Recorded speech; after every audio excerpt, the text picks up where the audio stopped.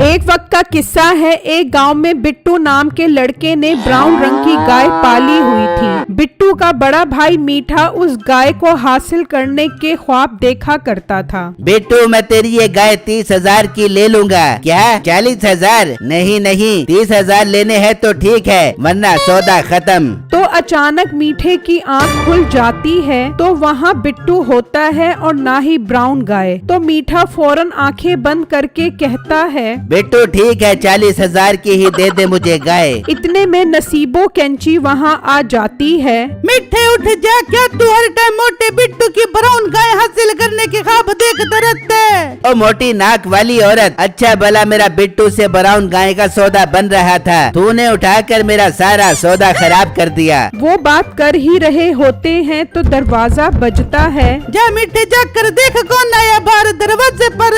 अच्छा अच्छा, जाता हूँ। तो मीठा बाहर आता है तो बिट्टू अपनी ब्राउन गाय लेकर खड़ा होता है। मीठे भाई, आपसे मुझे एक काम था। क्या काम है बता मेरे छोटे प्यारे भाई। मीठे भाई, इस गांव में मेरा काम ठीक नहीं चल रहा। मैं सोच रहा हूँ दूसरे गांव जाकर होटल खोल लूँ, हो सकता है मेरे हालात ठीक हो जाएं। तो तू क्या मुझसे यहाँ पैसे मांगने आया है? नहीं मीठे भाई, बात ये है कि मैं दूसरे गांव में अपनी गाय कैसे लेकर जाऊंगा। मैं सोच रहा था अपनी गाय आपके पास रखवा दूं। आप मेरे बड़े भाई हो, आपके अलावा और मैं किसी पर एतबार नहीं कर सकता। मीठा ये सुनकर खुश हो जाता है। बिट्टू मेरे प्यारे भाई, तू टेंशन क्यों लेता है? मेरे होते हुए तू बेफिक्र हो जा, मैं इस गाय का बहुत ख्याल रखूंगा। मीठे भाई, आपका बहुत बहुत शुक्रिया। अच्छा, मैं चलता हूँ। बिट्टू वहाँ से चला जाता है और सामान उठाकर दूसरे गांव के लिए निकल पड़ता है। मीठे, आखिर तेरा ख्वाब सच हो ही गया, तुझे मोटे बिट्टू की ब्राउन गाय मिल गई। हाँ बेगम, ऊपर वाले ने मेरी सुन ली और मेरा ब्राउन गाय हासिल करने वाला ख्वाब सच कर दिया।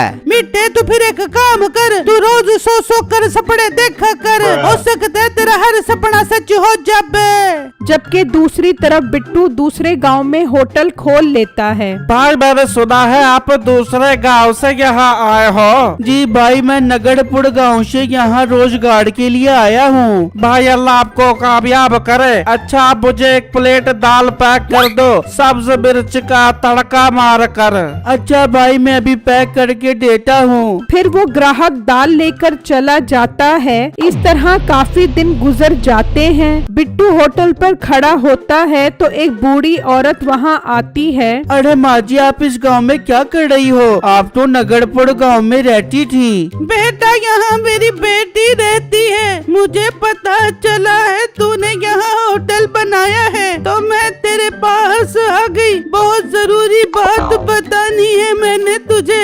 क्या जरूरी बात बतानी है आपने मुझे माँ जी? बेटा, तेरे बड़े भाई मीठे ने तेरी ब्राउन गाय का दूध निकाल कर उसका बुरा हाल कर दिया है। मुझे लगता है अब तेरी गाय नहीं बचेगी। हाय मेरे अल्लाह, माँ जी क्या आप वाकई सच कह रही हो? हाँ बेटा, मैं सच कह रही हूँ, पर बेटा मीठे को ये मत बताना कि मैंने तुझे बताया है। बिट्टू ये सुनकर परेशान हो जाता है और अपने गांव आ जाता है। जब वो मीठे के घर पहुंचता है तो देखकर हैरान रह जाता है। उसकी गाय सूखकर बहुत कमजोर हो गई थी। हाय कि मेरी प्यारी गाय का क्या हाल कर दिया। मीठे भाई बाहर आओ, मैंने आपसे बात करनी है। तो मीठा और नसीबो बाहर आते हैं। बिट्टू, तू यहाँ कैसे आ गया? तू तो दूसरे गांव गया था। जी, मैं दूसरे गांव ही गया था। जब मुझे पता लगा कि आपने मेरी गाय के साथ बहुत जुल्म किया है तो मुझे यकीन नहीं आया कि मेरा भाई भी ऐसे कर सकता है। मैं यही देखने आया था। मीठे भाई, आप बहुत बुरे हो। बिट्टू मेरे प्यारे भाई, मैंने इस गाय के साथ कोई जुल्म नहीं किया। मुझे लगता है तेरी गाय डाइटिंग कर रही है, कुछ खा ही नहीं रही। हाँ बिट्टू, मीठे मीठा ठीक बोल रहा है, तेरी गाय डाइटिंग कर रही है, लगता है इसका अगले महीने शादी करने का प्रोग्राम बन रहा है। आप लोग झूठ बोल रहे हो, मुझे सब पता है। मेरे पास ऐसी जादुई शक्ति आ गई है जिससे मुझे पता चल गया है कि आपने मेरी गाय का दूध निकाल निकाल कर बुरा हाल कर दिया है। मैं जा रहा हूँ सरपंच के पास सब कुछ सच सच बताने के लिए।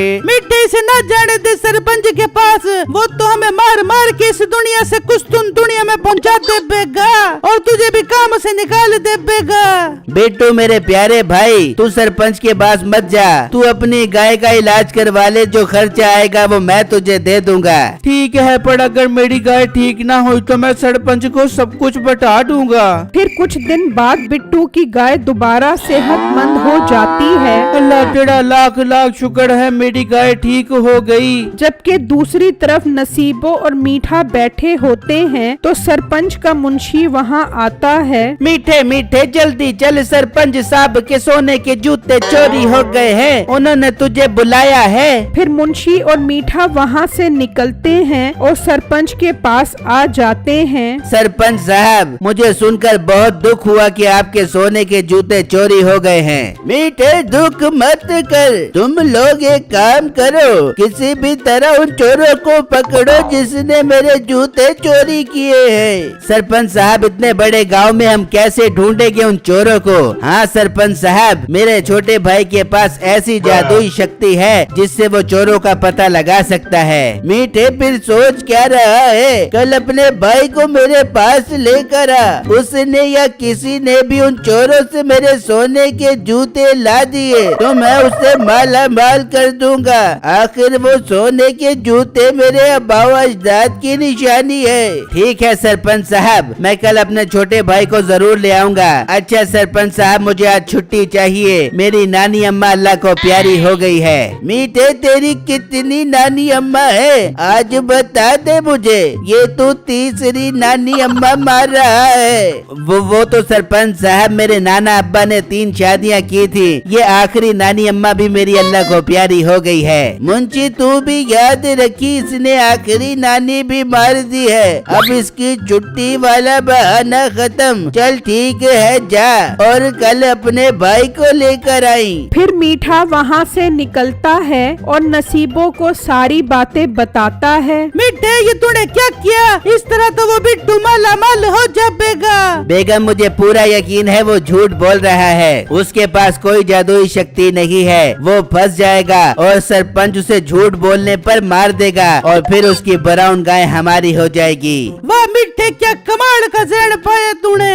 फिर अगला दिन होता है, मीठा बिट्टू को लेकर सरपंच के पास आ जाता है। हाँ लड़के, तुम ही हो जिसके पास जादू की शक्ति है। चलो अब पता लगा कर बताओ मुझे कि मेरे सोने के जूते किसने चोरी किए हैं। ये सुनकर बिट्टू घबरा जाता है। यार, अगर मैंने झूठ बोला तो सरपंच तो मुझे नहीं छोड़ेगा। बिट्टू क्या सोच रहा है? सरपंच को बता अपनी जादुई शक्ति से कि उनके सोने के जूते कहाँ हैं। सरपंच साहब, जिसने आपके जूते चोरी किए हैं उसकी बड़ी बड़ी मूछें हैं और वो सर से आधा गंजा है। अरे भाई, इस गांव के तो तकरीबन आधे लोग ही टकले हैं, ये कैसा हुलिया बता रहा है तू? सरपंच साहब, मैं ठीक बता रहा हूँ, ऐसे हुलिये के आदमी ने ही आपके सोने के जूते चोरी किए हैं। मीठे, जाओ और मस्जिद में ऐलान करवाओ, जो इस हुलिये के आदमी से मेरे सोने के जूते लेकर आएगा